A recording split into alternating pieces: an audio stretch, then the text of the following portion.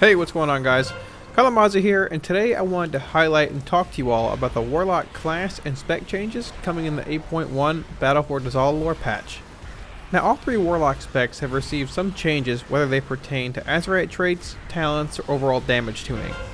There are also a few new spells and generic Azerite traits that are being implemented as well, so we certainly have a lot to talk about. If you're interested in any of the weak words you see here, I'll have a link to both my Twitch and Discord in the description where you can find them all.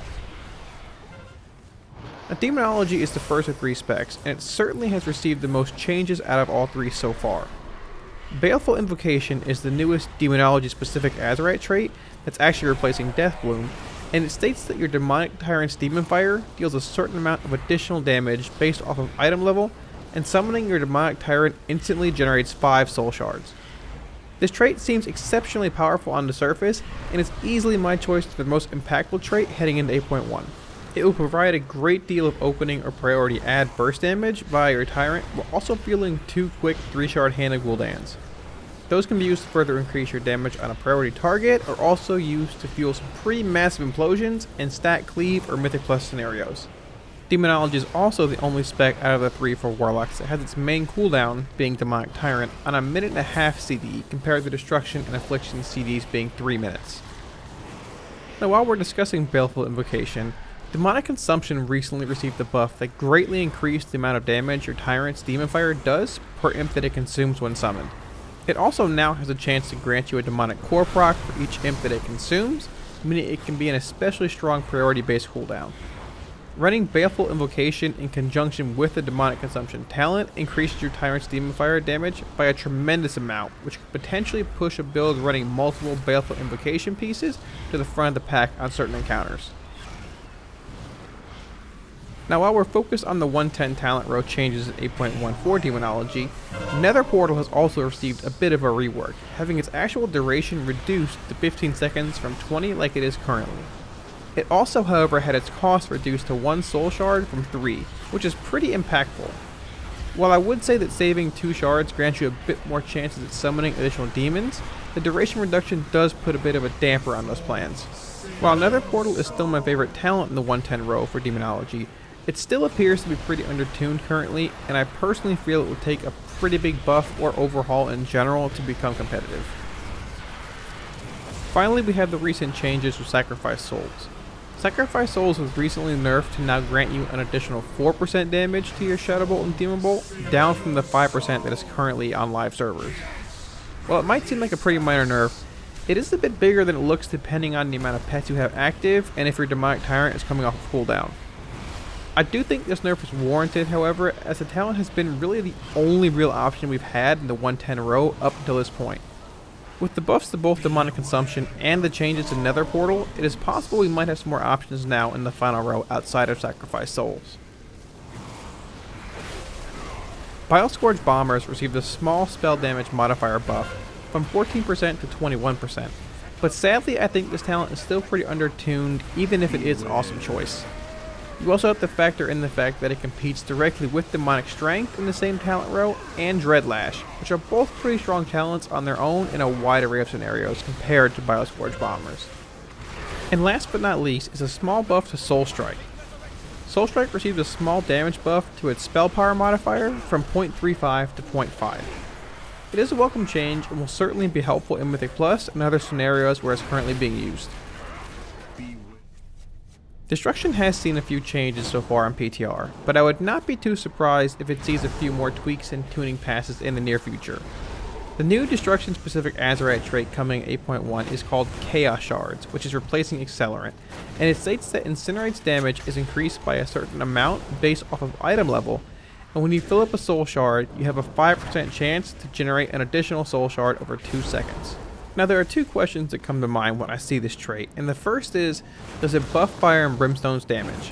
Yes, it actually does, and while I think Cataclysm will still most likely be the go-to choice in the 60 talent row if it remains the same as it is now, if it's changed, I think this could potentially bring Fire and Brimstone to the front of the conversation. Running 2 or 3 Chaos Shard traits does further increase Incinerate's damage, but you do not receive 2 or 3 shards back if it procs instead of 1. So be sure to keep that in mind when using Chaos Shards in the future. The second thought that comes to mind pertains to the 2 seconds that the shard is generated over. Playing Destruction in a wide array of settings, there are plenty of times where you float around 4 to 4.5 shards when setting up for a Havoc window or an actual burn phase. The issue that I see with Chaos Shards is that if you do indeed fill that 5th shard right before casting Havoc or entering a burst phase, you won't have any time to retain even a portion of that shard. I feel that if the duration was increased to 4 seconds or even 3, it would give a great deal more room to work with. You certainly don't want to be wasting shards in a burn phase, but you don't also want to enter one fishing for a 5% proc around 3 shards. The other change that Destruction is receiving is to its Infernal Cooldown. There's a small nerf to Immolation Aura's spell power modifier by about roughly 8% coming in 8.1. While this is not a massive change, it will certainly be much more noticeable on larger trash pulls in Mythic Plus or stat cleave scenarios. I do feel that the Infernal's Immolation Aura was a bit overtuned, but I'm still not a huge fan of Destruction being so cooldown reliant. I wouldn't mind seeing another nerf to our Infernal, but also having it accompany a cooldown change either 1.5 minutes or 2 minutes from the actual 3 minutes it currently is. It would make Destruction stronger in Mythic Plus as a whole, as well as help alleviate the actual issue of its damage being tied to its Infernal cooldown, like Crashing Chaos is. And last but certainly not least, we have Affliction. The interesting part about Affliction 8.1 is that it's actually exactly the same as it is now tuning-wise on live servers. There have been a few changes to current Azerite traits, and those are also being accompanied by a new Affliction-specific Azerite trait named Pandemic Invocation. Pandemic Invocation states that refreshing Corruption, Agony, or Siphon Life with less than 5 seconds remaining will deal a certain amount of damage and also have a 6.66% chance to grant you a Soul Shard. While the trait does seem pretty simple initially, there's certainly more to Pandemic Invocation than meets the eye. If you're running Absolute Corruption in Mythic Plus at the moment, the only real chance you would have at proccing Pandemic Invocation is via Agony, which is not worthwhile. Things become much more interesting, however, when you have the option of running Writhe in Agony instead. If you're able to time your Seed of Corruption cast well, you'll be able to refresh Corruption in its Pandemic window on all the mobs in the pack, thus granting you a solid amount of AoE burst via Pandemic Invocation. This also further increases the chance of generating a shard or even multiple shards at once. Looking at it from a single target perspective and running Siphon Life, it really is going to come down to actual numerical tuning and if you're able to consistently refresh your dots while dealing with boss mechanics. I think that Pandemic Invocation has the potential to be very strong in a wide array of scenarios, but it is a trait that will require a great deal of testing to fully understand and master. Inevitable Demise is also receiving a few changes in 8.1 that have ended up being a slight single target DPS gain. It will no longer generate stacks via Corruption, but will now generate them via Agony. In addition to that change, it now has a maximum stat count of 50 and not 100. This is technically both a nerf in PvE at times and certainly PvP due to the fact that you will no longer be able to build to 100 stacks and then focus down a priority mob or player in PvP. It did receive a small damage buff per stack to help compensate for the changes, but this will certainly be felt in both PvP and PvE. On pure single target encounters, the changes are technically a small DPS gain though, but you will no longer be able to generate stacks quickly via Seed of Corruption on large pulls in Mythic Plus or fights like Mythic Zool. There are also a few generic changes for all 3 Warlock specs that are worth mentioning in 8.1. Demonic Embrace is a new, passive ability that grants each spec a flat 10% additional stamina, which means we are once again going to be the caster with the highest health pool. This change will also affect other abilities like Soul Leech and Dark Pact, as more health means larger shields. Demon Armor is also making a return in 8.1 for both Affliction and Destruction. Sorry, Demonology. Now, for those who don't know, Demon Armor is a spell of old that granted you additional health and armor, and thankfully it once again does the same. Demon Armor grants you 10% additional health as well as 125% bonus armor. This is such a great change as it now actually means we'll survive a rogue's first stun and live until their second and third ones come up. In all honesty, this is a much welcome return and one that I'm very excited for. I've been wanting to get back into PvP for BFA and am very excited to see Demon Armor making a return. As I mentioned a moment ago though, Affliction has not seen any numerical changes or tuning as of yet on PTR. If you've kept up with the 8.1 raid testing on my channel, then you most likely know that Affliction is currently, if not, one of the strongest specs heading into Battle for Dazal lore. Absolute Corruption is used on many fights in 8.1, which could very easily be a contributing factor as to why we've seen the shift from Corruption to Agony for inevitable demise.